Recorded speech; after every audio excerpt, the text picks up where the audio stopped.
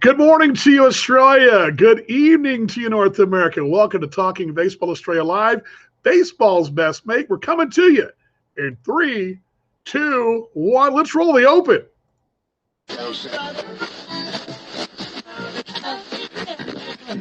It's Talking Baseball Australia. It's baseball updates you'll really love. The MLB and ABL news you want.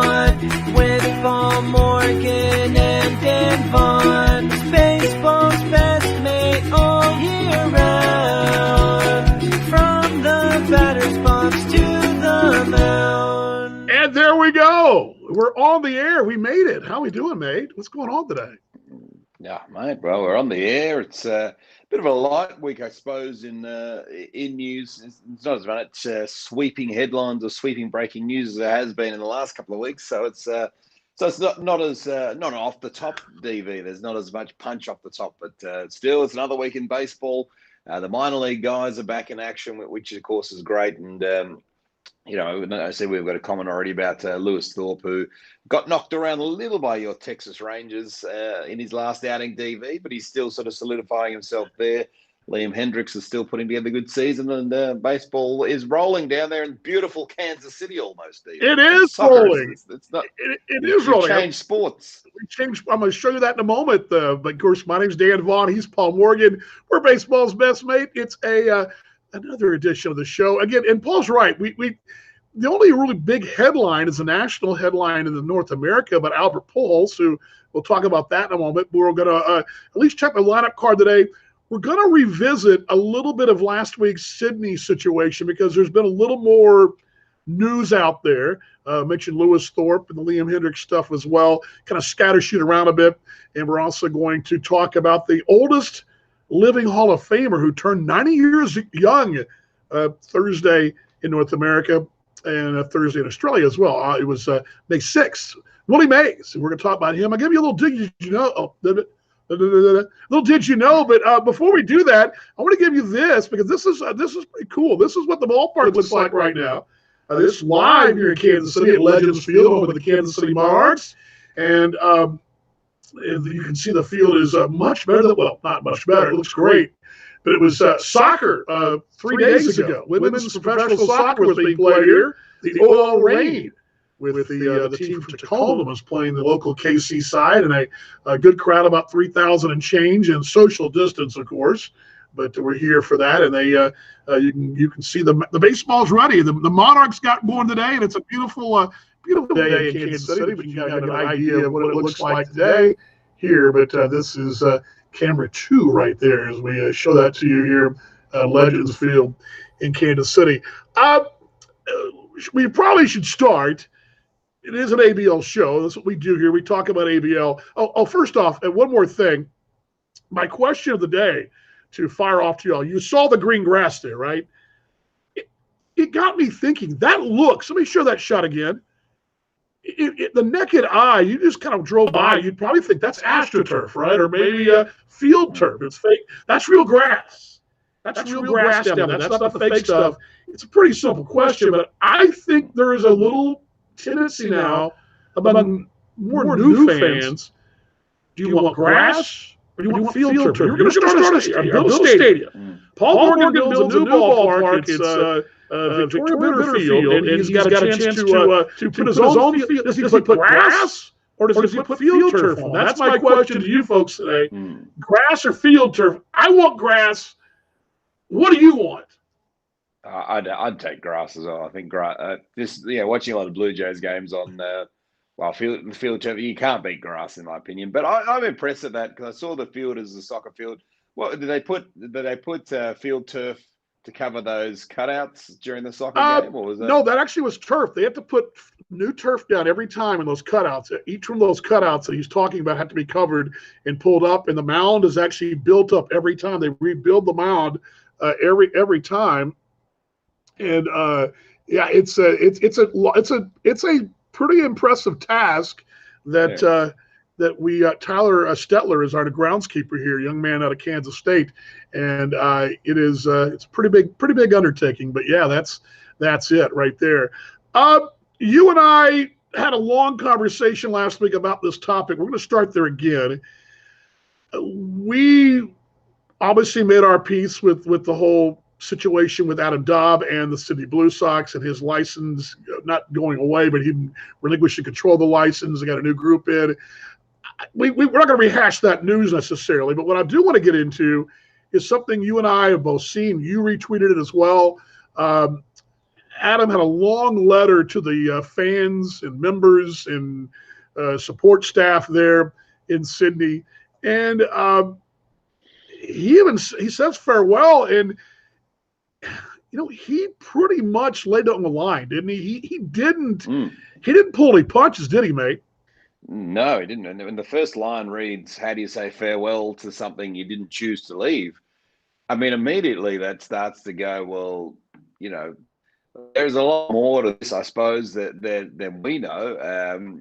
There's a lot more to the situation, but immediately, the first part of the first line, as I say, the first paragraph, first line. How do you say farewell to something you didn't choose to leave? Now, that opens up, I suppose, a whole plethora of questions around, why did he leave? Why didn't he leave? And but the funny thing, Dan, that I've discovered over the years is the truth sits somewhere, and you never know. But it's but look, I was surprised, just in regards to, I was surprised that when I saw it, I thought, oh boy, that it just. I was surprised it was on the Sydney Blue Sox Facebook page to start with, because I thought, oh, it sounded a little like, like it does, like to the average punter, you read that and go, well, it sounds like, something untoward has happened, and the end result is Adam Dobbs lost his license, and this other group has swooped in. Of course, maybe the timing wasn't great either. Of course, it was might have been Friday, that the day where the show that they said that Dobb wasn't continuing his license, and I think it was virtually the very next day that the Blue Sox came out, or the ABL came out and said there's new license holders for Sydney. So definitely seems to be more than meets the eye. And in his message, he just. I'm going to make a prediction here. I don't think we've seen the last of him in our game in the country. I don't know when it'll be, but I get the feeling just by reading that the door's wide open. I don't think you leave something you love. He has a passion for it, and I'm just going by this as a guess. This is a guess. I know him, but we're not. I mean, I don't know him that well, and I respect him. I think very highly of him. But reading between the tea leaves and reading all the comments there, and the fact that he basically said, I didn't want to go. I got a feeling if you're passionate and you left not on your own terms, this happens in sport, happens in business. You want a second crack, right? Don't you? You want another crack. Yep. I just have a feeling that the way this thing's come out, we're going to hear more about the real story down the line, which seems to always happen in our league. We find out the real story in this league usually way down the line. And number two, I get the feeling he'll be back in some form or fashion. And that's just my feeling. It's an unfortunate situation. You hate to lose passion, and that's what we said last week on the show. I hate to see passion for this league and for our game go. You can't coach that. You can't teach that. You can throw money at problems. You can finance things to the roof, which is great. If you don't have passion, it doesn't help the money. But anyway, that's my take on it. I just thought we should probably talk about that quickly, in just because that was, to me, it was headline news. No, I agree. It was real headline news, and I think over the last, if the ABL, if I've got a knock on the ABL or Baseball Australia in the last little while, I think there's been a fair just lack of transparency in general. I mean, we kind of are privy to a few things, but I think even in the last month, there's been no real clear, concrete. Nobody's really come out and said, I don't know, we've had a change of CEO, but do we know for sure that the Geelong Career are coming back next season, or is everything, or is, are we working as hard as possible to get Geelong Career back next season? Nobody really, I mean, I'm sure people know, but your general public don't know. What's happening with the Tuatara, no one really knows. I mean, of course, the travel bubble's open between Australia and New Zealand now. So one would assume that they'd be back, but yeah. And I will say this, and I told you this morning via text. We were talking this morning over here. The league is a professional league. It is the highest level of baseball in the country. But there are times where it seems like it forgets that. And I don't mean individually as a person. It's not a person.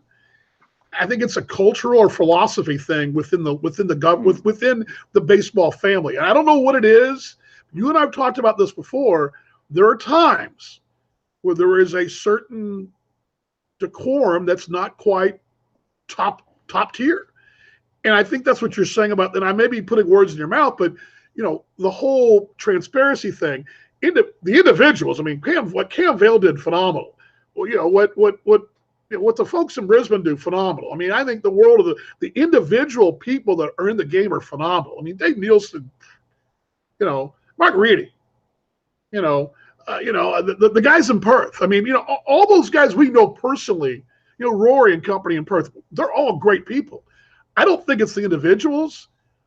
For some reason, the individuals aren't being heard as a collective. I don't know why that is, but it's hurting the league going forward, because I just think it's going to be hard if you continue to think of this thing as a minor league, even though you want it to be a minor league as far as promotions and entertainment. If you continue to kind of do it like that, I don't know. And maybe I'm just reaching for straws here, but there's just certain thing here.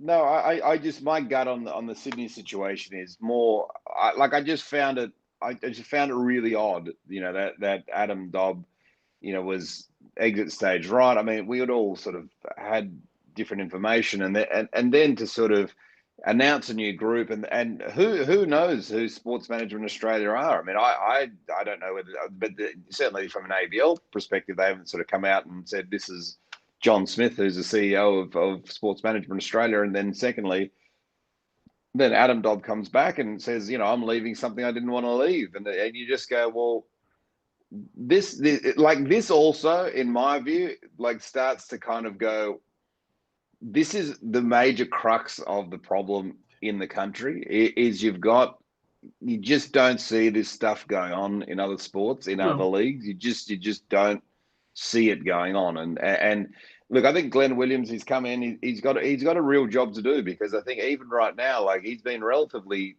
silent in many respects in terms of the first couple of weeks in the role. And I think a sports league, a CEO, doesn't matter what business you're in, your CEO has to be out beating the drum for your league and what's going on. And I think on the back of something like Adam Dobbs' comments, in my view, and just kind of, I suppose, in the world of, PR and all that jazz, you need to be out there beating the drum that good days are ahead.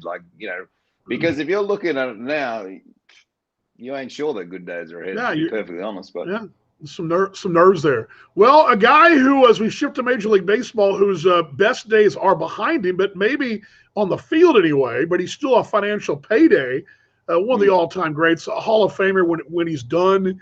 Albert Pujols was released today by the Angels, and what on paper is probably a very surprising move.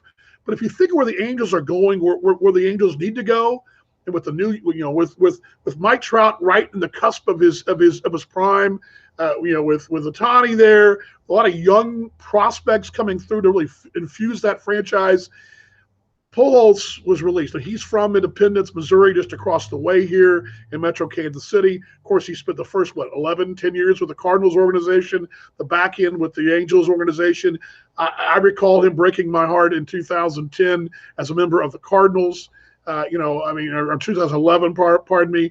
When he jumped to the Anaheim Angels, I was like, oh my gosh, the Rangers are going to have to be dealing with him every day.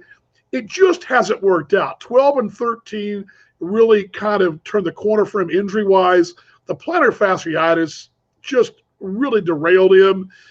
He wasn't able to drive the ball like he was in 12 and 13. And, of course, this is a guy at one time, Tony La Russa, who may be his future manager.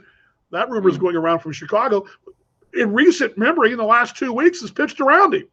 He still has a lot of respect in the league, but this is a guy that, just number-wise, He's making $30 million this year to go away, basically, but he's sixth all-time career home runs, third in RBI with 2,112, 14th in hits, three-time MVP in the NL, 2 Gold Gloves, 6 Silver Sluggers, and has been invited to 10 All-Star games. I mean, he's got a resume there. He's going to be a fire guy. Here's what people forget about him. They're all talking about his demise now. You look all the pundits looking at all the papers here. He hit 331 consistently for the Cardinals, 426, 624. That's the slash line for him. He hit 408 home runs for the Cards, drove in 1230 and RBIs that night. Stands as probably one of the great, maybe the best 10-year run in baseball history. His stretch with the Cardinals, maybe the best. He was the most feared hitter, and I think you probably saw a few Expos games of him facing the Cardinals, and you're like, here he comes up with runners on base. Either left the yard or was it? He's the kind of guy who could leave the yard or also take what the pitcher gave him and drive it a pair at the single if he had to. He was very versatile. I think people forget what a good defensive player he was too. But anyway, he's going to get paid to go away. You were asking me this before we went on the air. Right now, he's been designated for assignment. He will either be traded or picked up, one of the two. He wants to finish out the year. It sounds like the White Sox are probably his next home. They need a first baseman DH type. They have some injury problems, but but your thoughts on Pujols? I mean, you're a National League guy, at least with your Expos connections. Was he as dangerous as I make him out to be? I still think even now, like I'd still watch Angels games even now, even up to last week. Every time he'd come up to bat, I'd still go, this guy can hit. This guy could drive in a bomb. And look, I'm not surprised. Like, I'm surprised in a way, in a world with an economy kind of like it is, I suppose, like it's mind-boggling to think you're going to pay a guy $30 million to go away. But I think timing probably hasn't been Pujols's friend because, I mean, ultimately, the LA Angels really haven't delivered in his time there. Right. And they've got, as you said, they've got Ohtani, they've got Mike Trout, they've got these big ticket items. And now they're located in a part of the world where the Dodgers reign supreme, and they got those Padres down the road, which are probably going to start taking that market attention away from the LA Angels. So with the $30 million or with the money they were spending on moving forward, I mean, the Angels are a real vulnerable team, DV, and they're division rivals of your Rangers, but they're in that position right now where if they don't do something to really make a splash, I mean, that they could just be the totally forgotten child of that market because that Dodgers-Padres rival is so big. But Pujols, back to him. I mean, he is just like, everyone. There's so many young people and so many young guys coming through, copied their stance on Pujols. You see so many young kids in the batter's box that still try to have their stance exactly like his, and a legend. But I mean, DB, from your point of view around that Angels, do you think there's the concern at the Angels front office that they could very easily go away? Yeah, Artie Moreno, the owner there, is in a bind. He's got Orange County, but he's got LA County to the north and San Diego to the south. And what the Padres especially, and we'll talk about this more this summer. The Padres are the new it. They're the new face of baseball. It's that exciting young brand of baseball. Of course, it's Fernando Tatis Jr. It's all that whole excitement, the energy.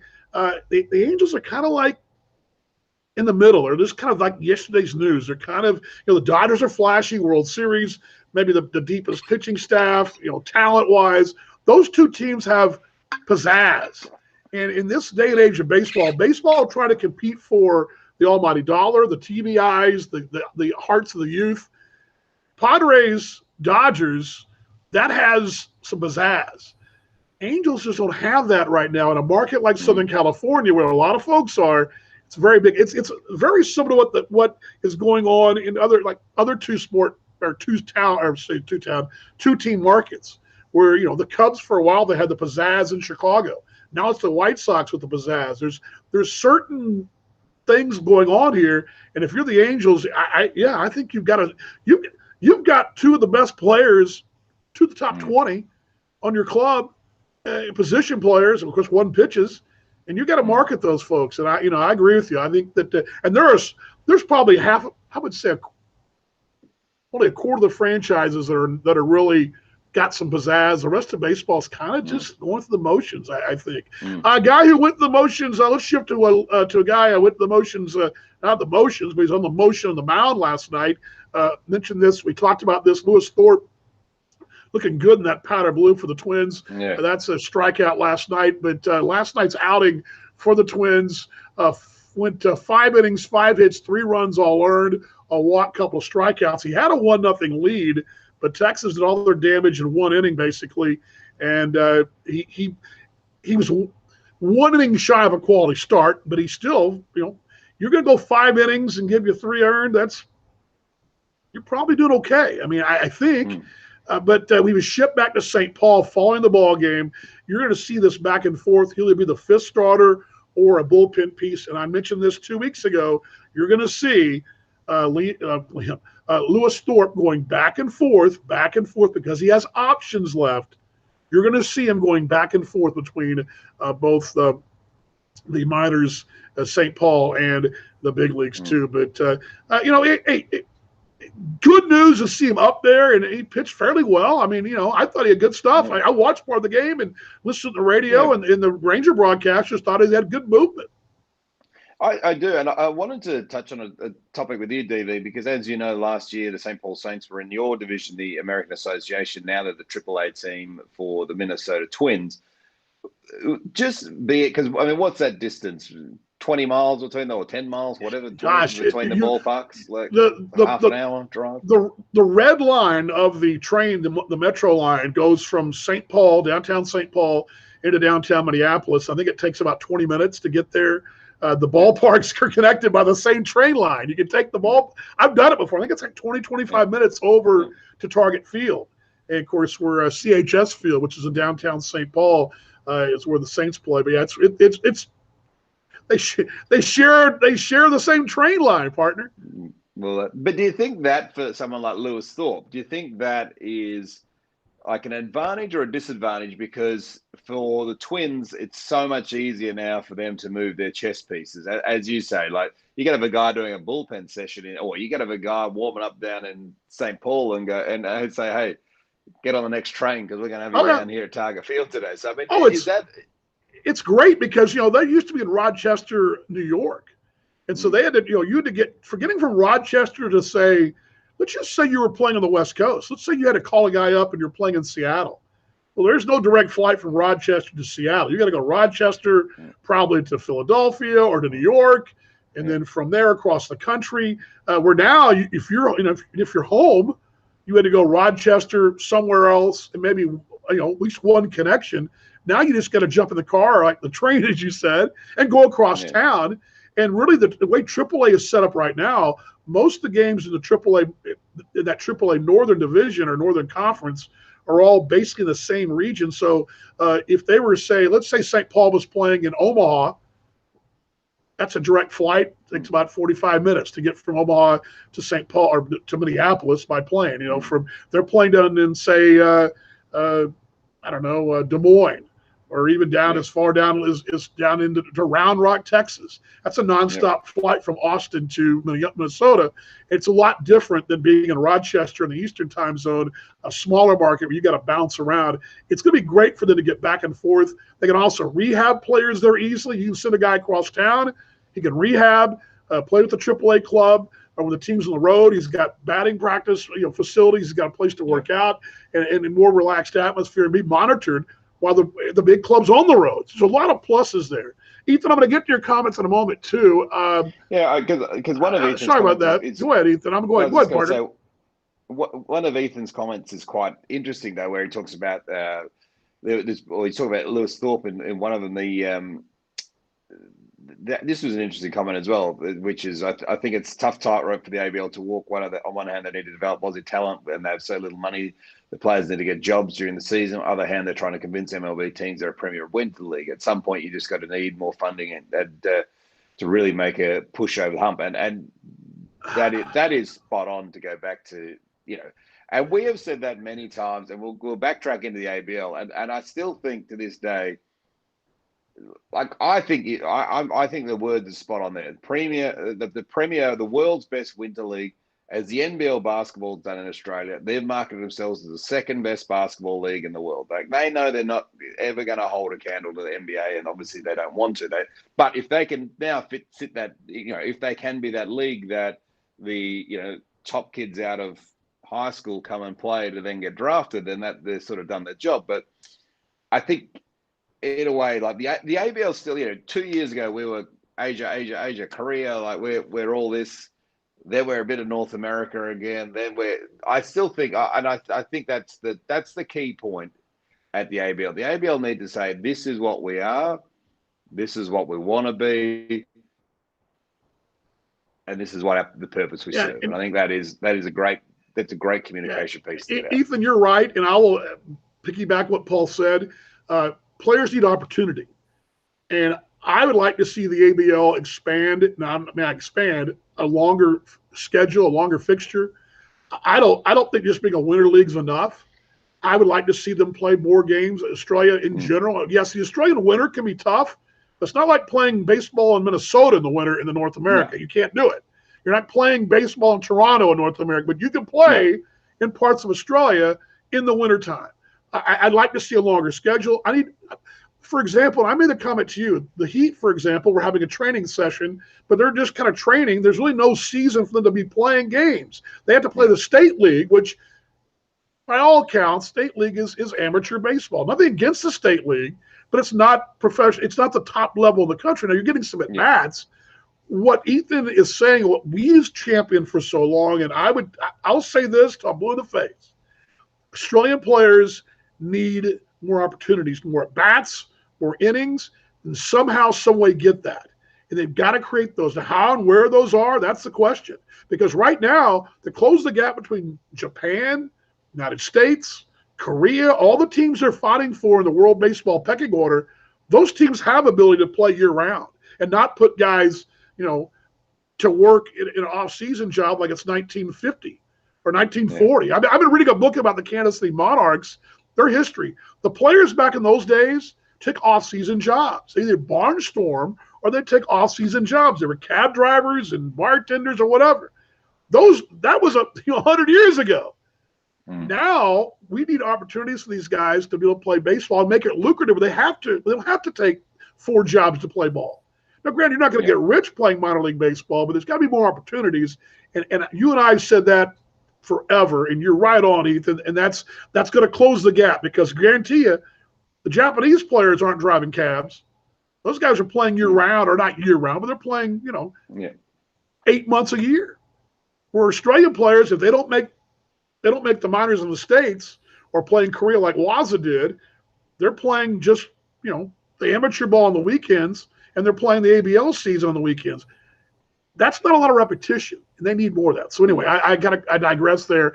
He also asked too, and I'll get this to you, are there any discussions going right now to get MLB involved in the league again? Maybe a level of competition, teams are more willing to send higher level prospects. Well, first off, the answer to that question, yes and yes. The MLB is involved. I do believe, now what I understand is that all the ABL teams next year will be required to have some kind of affiliated agreement. Now, how many of those players are, I don't know. I shouldn't say required. They're going to be encouraged to. They're going to encourage you to sign players, or not sign.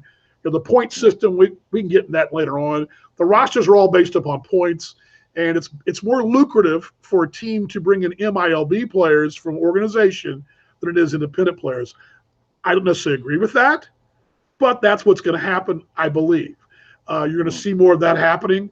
You're going to see you may even see, and I think Paul and I have talked about this before, you're going to see perhaps down the road maybe an MLB minor league all-star team perhaps play the league. That could happen down the road, but yes, the MLB will be involved, but not like it was first 6 years, 7 years. They're still going to be involved. Now, how that goes forward, I don't know. They are sending more prospects. I know Tampa is. The rest of the organizations I can't speak for.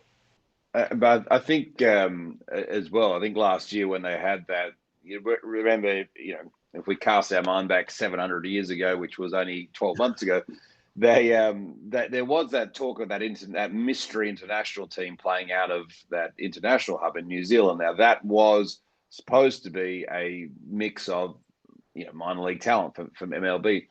I mean, what I'd like to see, I think if MLB is going to be more involved, or the team's going to be more involved, which I'm not opposed to, I just think that there needs to be a stronger affiliation. So I think maybe the Heat moving forward, who have got a Tampa Bay affiliation, maybe the Heat have like a Rays patch or something on the side of their jersey as well, and maybe they're exclusively Rays prospect, and also the Rays. Not obviously there's the Australian component as well, but right. Perhaps the Rays are sending down some top prospects, and maybe one or two indie guys that they are thinking of signing. So right, no doubt about it. And you're going to see a little different now, because now independent ball used to be kind of a pariah, but now independent ball, like for example here in Kansas City, we're called a partner league with Major League Baseball. Now players can be picked up. We can give a player to the Royals across town, and just like that. It's happened 6 times already this year. We haven't even played a game. So you're seeing I think you're going to see a little more merging of the two products, and I think that'll help as well. But a couple of ABL notes to pass along too. And I want to get your comment on this, or at least Australian notes. I watched some of the highlights, but the women's showcase, if you liked offense, they got some offense. Bombs. They hit some bombs, didn't they? The two teams, Adelaide and Brisbane, split the 4 games. I'm telling you, that was some exciting baseball. It was actually good fun. I mean, I watched a fair chunk of it. It was well done. It was on KO Sports here in Australia, and in prime time as well, into a lot of living rooms. But there was I think it was Brisbane in the first game, like jumped out to like a 15-0 lead after 2 innings or something like that, and then Adelaide fought back the next game. But there was some bombs hit. I mean, here were your scores. Game 1, Brisbane 15, Adelaide 9. Game 2, Adelaide 14, Brisbane 9. Game 3, it was Adelaide 22, Brisbane 5, and then in Game 4, it was Brisbane 10, Adelaide 5. So there's some offense. I love this. I had a great conversation with a gentleman who covers it's the NWSL, a National Women's Soccer League here in the United States. And we were talking about the Australian baseball sporting culture. I love the fact that this is happening, because I've not seen this happen in North America, unfortunately. It's a softball thing. And I wish we had a women's league. And I really believe the ABL has a real opportunity here. We've talked about this. They can get this league off the ground, and even parallel. I could see some fantastic marketing opportunities and some fantastic opportunities for baseball fans. I mean, can you imagine a doubleheader on a Sunday where the women's showcase game plays at 2 and the men play or vice versa, with both games being televised? And you talked about before, your daughter, where are the girls? And they're out there, and I love this. I think it's such a great thing. I'm so happy they finally got off the ground. My question to you, partner, is where do they go from here?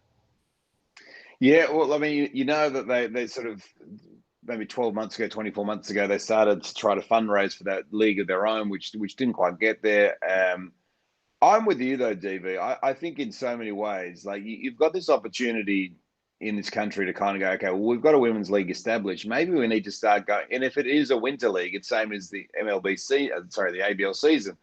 Maybe we need to start going to some softball players at the college level, or the softball players in the US, and start saying, hey, you want to come down, play some baseball? And, there is just potentially the opportunity that there is such an incredible diamond in the rough that no one really knows about, that this could be a league that could explode into North America as well across that winter, where, explode through Europe. And I think they need to double down on women's baseball. I really, really do. I think every team almost needs to have, even if it's I think each franchise has to have their own team if there's enough, or at least maybe 4 teams have 4 or 5 teams have their own teams, and they just need to start embedding these games. And whether it's, whether Brisbane come to Perth and Brisbane take on the Heat, and as you said, curtain raisers is the Women's Super League game or the main show is the Women's Super League game. I think it's if I was at Baseball Australia right now, I would be seeing off the back of that women's league, I would be seeing that as almost the priority to kind of not just to get up and running, because I just think, as you said, DV, it's a niche market that is not yet captured, and there really is. I could see a 6-week, global Super League sort of thing happening here in Australia, and it'd be huge for the sport and huge for women. I think if you've built the framework, now it's time to build the product and just really give it a red hot go. Speaking of product, I had to put this on. This is I'm going to move to something else, but while you just said that, it reminded me, I didn't do this. I was going to listen to the Open, but this is RJ Iguana's hot sauce. It's made here in Kansas City. They're now sponsors of the Monarchs, and this is their debut. But the RJ Iguana's hot sauce, everyday hot sauce. What do you think, mate? It's good stuff. I'm gonna have some brekkie in the morning, and I'm gonna put this on my eggs. What are you putting that in the scramble? How you go? Are you going scrambled eggs or cooked eggs with the? I will scramble. I'll probably scramble them with this. Probably put this in salad. But yeah, this is. Thought I'd just share. I like the lid too. Found it in 19. Yeah, I'll give you a reminder. But RJ Iguanas, go there and check their social media out too. RJ, I met Danny today, the owner of one of the owners of the company. He's a really cool dude, and I'll put this on again on the end of the show. But a really cool guy. Thanks, Danny, for this. Looking forward to having you a part of the Monarchs family and right here on Talking Baseball Australia. So anyway, let's segue to another guy that's hot. He was very hot in his day, and he's the oldest living Hall of Famer. Willie Mays, the Say Hey kid, is 90 years old, the oldest living Hall of Famer. I don't know how much you know about Willie Mays, partner. You've probably seen a lot like me. I never saw him play, but you saw a lot of the same highlights that I saw over the years. But Willie Mays, oldest living Hall of Famer, great outfielder, maybe the best of all time. I might even say he might be the best Hall of Famer in not all time, but at least he's the oldest living Hall of Famer and the current best Hall of Famer, maybe is what I'm saying. Can you hear me there? Well, yeah. I'm sorry about that. I've got you. I was just going to say I got confused for a long period of time because really my first introduction to baseball was the Major League movies, with the Major League films, and of course Wesley Snipes plays the character of Willie Mays Hayes in the Major League Baseball films, and so for the longest time I thought they were the same person, and turns out that I was obviously completely wrong. But I've seen the same highlights. Obviously, never saw him play, but 90 years old, and boy, it's 90 years old would be incredible. But it's on the screen there. We are actually in works. Our hats are in works at the moment. Our Cap America hats, baseball's best mate. So there will be a line of Talking Baseball merch coming out for you for winter. It'll go along with the look here. He's known for he's really known for one thing. It's the famous catch. And I'm going to play that for you all right here. This is the famous catch, the 1954 World Series. And I'm going to give you a did you know a bit later when we close out the show. But this is the catch right here. I'm going to pull this down for you. Let me give this to you guys real quick. There's a long drive way back in center field, way back. It is Willie Mays just brought this crowd to its feet with a catch which must have been an optical illusion to a lot of people. Amazing catch Willie Mays made in 1954. That is a lot of folks think that's the best catch ever made in baseball. Of course, it was a postseason game. It was game one. It was at Cleveland at the Polo Grounds in New York. Very spacious center field. Mays hit 660 home runs, by the way, sixth most all time. He had 3,283 hits, 11th most as well. Two MVPs, 11 years apart. Had a 302 average, OPS over 900 for 13 straight seasons. I mean, the list goes on and on. He played in 14 years in Candlestick, which the Winds in San Francisco. Of course, you know the Giants moved to the West Coast when the Dodgers did, and the Winds in San Francisco made that a real tough place to play in general. If he didn't play there, he might have hit 800 home runs. He missed 2 seasons for military service, but that bucket catch is what he's probably most well known for. It was a long drive by Vic Wertz, almost to the outfield wall. Utility player Dusty Rhodes had the clutch hits in the 3 of the 4 games for that series as well. But that game 1, Dusty Rhodes actually had a walk-off home run in that first ball game to power the Giants to Game 1 of the World Series. By the way, that series finished up in Cleveland. That actually went to a sweep. The final 2 crowds in Cleveland were 71,000 and 78,000 at Old Municipal Stadium to wrap up that World Series. And again, that was the Polo Grounds, though, as the manager of the Giants was Leo DeRocher, the Hall of Famer as well. And it was this is one too. I went to the 2010 World Series final, Game 6. It was in Arlington. The Giants won their first World Series in 1950, or they won their last World Series in 54. They won their next one not until 2010. So how about that? A little tidbit for you. I was at their next. Then they went on 3 and 6 years, I think. So yeah, 3 and 6. So, but I want to give this to you. This is a fun little this is something fun too. But there's some facts about Willie Mays. I want you to listen to this. This is what our forefathers would have sounded like. This is this is the intro. This is the intro of that broadcast. Okay, this is what I'm going to play for you.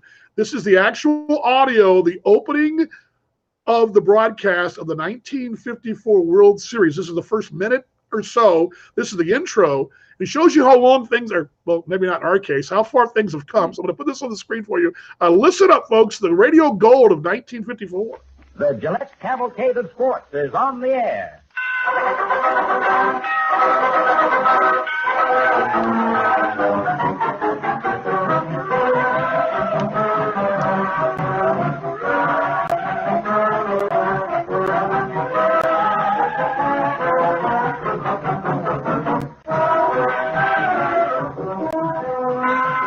He'll talk in a minute.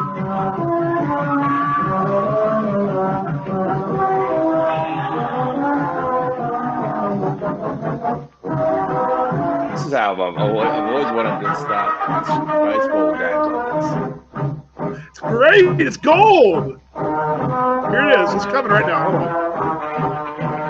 I mean, it's like real old-time radio. Ladies and gentlemen, and hello, baseball fans everywhere. This is Jimmy Dudley at the Polo Grounds in New York, greeting you for the Gillette Safety Razor Company, as the Cleveland Indians and the New York Giants get set for the opening game of the 1954 World Series.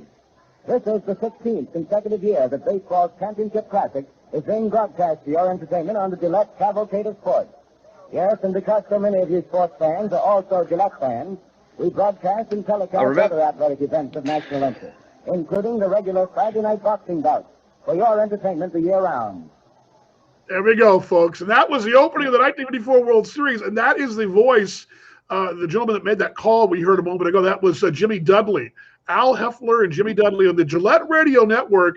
By the way, that 1954 game partner was on NBC TV over here. So you were going to say, I'm sorry. No, I was just saying, like, I remember, like, you know, like I've always wanted to start a radio game like that, but I remember, like, you know, back in broadcast school and whatnot, like, you know, you'd have all those different projects and all of a sudden you'd be like, all right, you'd be trying to replicate news from like the 1940s and you get there and you'd be like, good morning, folks. It's been a great day here at Perry Field as Simon Isons is on the mound for the Heat and he's done a terrific job.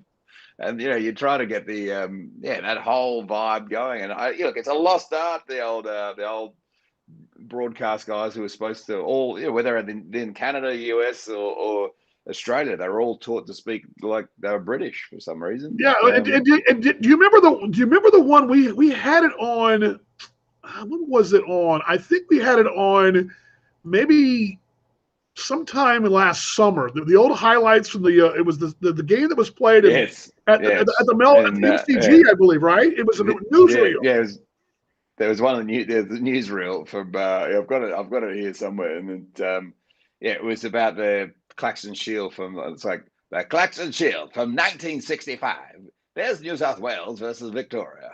And it's just got like the guys that are running the bases about 4,000 miles an hour because the film's obviously in the old, so you got the old Babe Ruth running the bases in about 2 seconds flat. But well, I got a real fast did you know. Here we go. Give it to you real quickly. Here we go.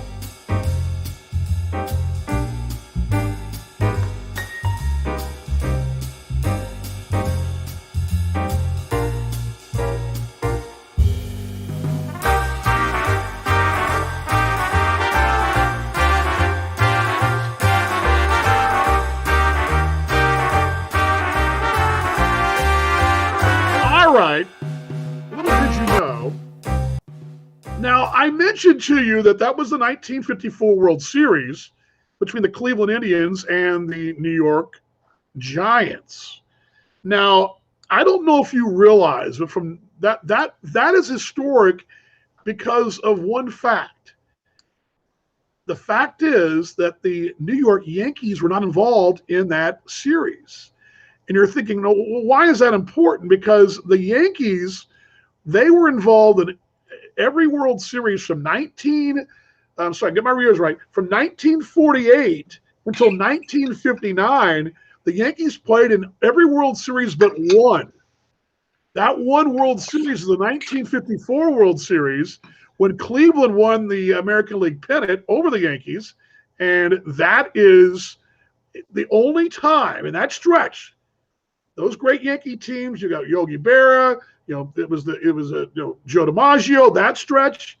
They made the World Series every year but one from 1948 until 1959. The 1 year was 1954 when Cleveland beat them in the American League. And then, of course, the Indians did not win the World Series, and the rest is history. Did you know that? I didn't realize that myself. I dug that up by accident by talking about that today. How about that?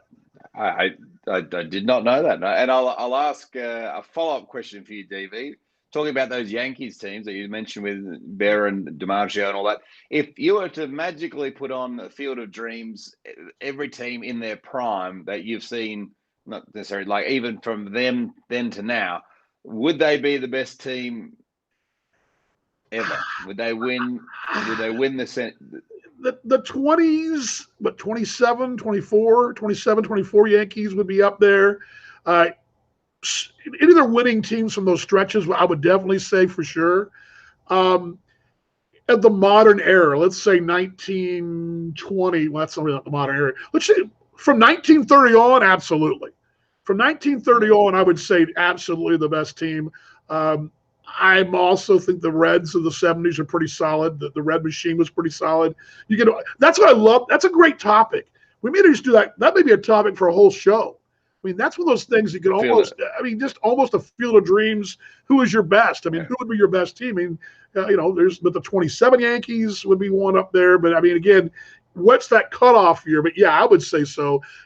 Again, they made the World Series. Now, granted, it was different back then. You had to win the division. You had to win the American League pennant to make the World Series. But still, you'd have thought they'd have stumbled more than once. They'd only stumbled one time in that stretch. I mean, one time. 1954, that was the year that the Willie Mays catch in Game 1, 1954 World Series. And that is a little did you know, partner, right there. How about that? That is a great did you know. And, did you know now, since you've shown me that iguana hot sauce, I'm really desperate to go and get eggs. I'm really, really desperate to go and have my scrambled eggs and put a little, I've got a little Frank's hot sauce I'm going to put on them because, but yeah, you've done me, DV, but we've there it is, RJ Iguanas. Pay that man, RJ Iguanas. You could be next week. I think before the season's out, we're going to get you down live from somewhere, Kansas City barbecue with your RJ Iguanas hat on. We want to see some brisket, Kansas City style, with the hot sauce, and that's one of the field trips we want to do. I'll do that because we're going to do some barbecue things here at the ballpark. I'll do that. I will do that. We'll do something with that here this summer. We'll do that. We'll definitely do that for you. I guarantee you that. We'll do that. So, hey, All Hungry good. already, DV. Yeah, I guess that. I mean, we kind of. I'm gonna get you. You got to go. I'm gonna play a little out video here in a moment as well to show you guys what's going on here at the ballpark, and then we'll be done. How about that? You want to see it? I'll play it for you. You got time? It's only about a minute. Yeah. Go play away. This is the preview of what's going on at the ballpark here. This is the new suites, and this is really cool. Check out the glass on this. This is really cool. Okay, quick little tour here. We are at Legends Field in Kansas City. This is the work they're doing currently, but this is the suite level. We showed you the Legends Club, but it's over there. This is the first base side, and this is they pulled the walls back and give you more of an outdoor space. You've got this cool seating area right here. How about that? And put a wall up between suites, and they've got this suite over here, which has also got couches, and you can look back into there. I'm going to walk you in the door here. You can see my reflection there. See my reflection. TV up on the wall, new wood paneling, new paint. This is phenomenal looking. They're still not quite finished, the high top chairs. Look at this. Is that cool or what? That is really cool smoked glass with the Kansas City logo on it. How about that? And it, of course, connects to a bigger suite if you want to do that. Here's the bigger suite right there, and give you a shot right there. That's it. Little quick view of Legends Field here in Kansas City. There we go. And that we'll pull that off there. There we go.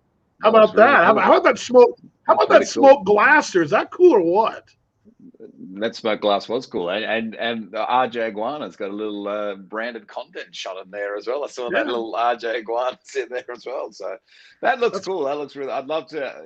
I just wish the world was a bit easier to navigate at the moment, DV, because I could see myself maybe joining you for an inning in a booth, and then maybe weaseling my way into one of those suites to enjoy a couple of KC's finest and go about it. But what are you talking about? I'm going to put you to work, big time. So I'm going to put you to work. Yeah. You got to actually work. No, I'll do one inning. Then I'm going to go and enjoy the sights and sounds of the game. But who knows? Hopefully, you're vaccinated now, DV. That's good news.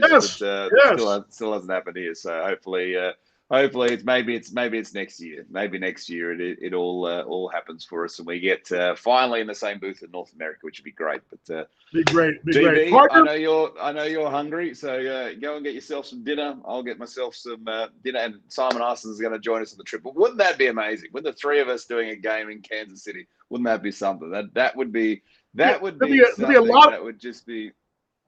That would be an absolute lot of barbecue for all of us. It'd be incredible. It'd be incredible. A lot of barbecue and lots of coffee.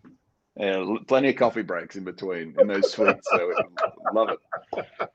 Hey, brother, I'll see you. I'll see you next week. There he is, folks. Paul Morgan. There he is, Paul Morgan, right there. Here on Talking Baseball, Australia Live. Baseball's best mate. We close it out here. A couple of notes too. Right now, I'm going to see if I get an update. Aaron Whitefield, this was brought up earlier. Aaron Whitefield off to a good start at AAA. I've got him right now currently at 4 for 7. Yeah, that's right, 4 for 7 with the run batted in so far. He is at AA, Wichita, Wind Surge. That's down the road. I may have to drive down there and grab him next week because they're like 2 hours away from here. Brand new ballpark. Also, this one too. Over at Badowski is off to a 1 for 4 start. They're playing currently down. He's in Lakeland, Lakeland Tigers. And I'm going to go through all this next week. Next week, we'll go through all this. He and Jack O'Loughlin are both at Lakeland. Andrew Graham is the manager there. But next week, we'll kind of dive into it. We kind of touched on it. But the minor league season started yesterday over here. But we'll follow some of his Australian connections. But as manager Andrew Graham with the Tigers in Lakeland, he's got a pair of Aussies there, and we'll talk a bit about that. With we love Jacko, and of course we love Bojo. So we'll talk about that next week as well. But we'll give you Ulrich. They're playing currently right now. They just started about an hour ago on the Eastern Time Zone. But Bojo is, 2 for 8. My bad, 2 for 8 there. But that is a little update on the Australian baseball league connections over here. We'll also go through some of the other ones too. But again, thanks to my friend Danny with RJ Iguanas here in Kansas City. Thanks to you all for joining us as well here on Willie Mays' 90th birthday. And here as we talk Australian baseball, Major League Baseball, and all that. Thanks to my broadcast partner, Paul Morgan. He's the man, and appreciate him getting up early in the West to join me here in North America. Thanks to you folks watching us worldwide. If you're watching us on replay, if you're watching us live, thank you, thank you, thank you. You guys are the best. The passion of the Australian baseball fan never ceases to amaze me. You guys are awesome. By the way, you want to find out when we're on?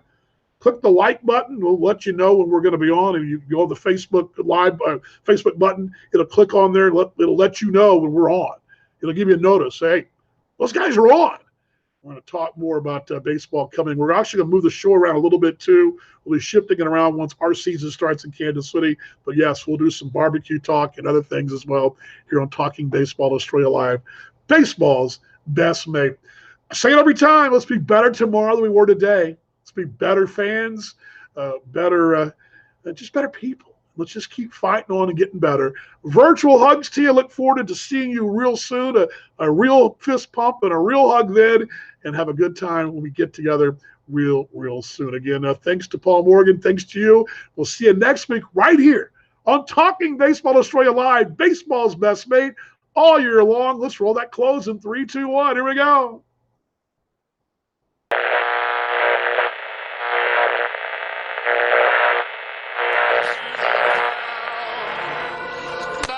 Some peanuts and cracker jacks. I don't care if I ever get back for its root.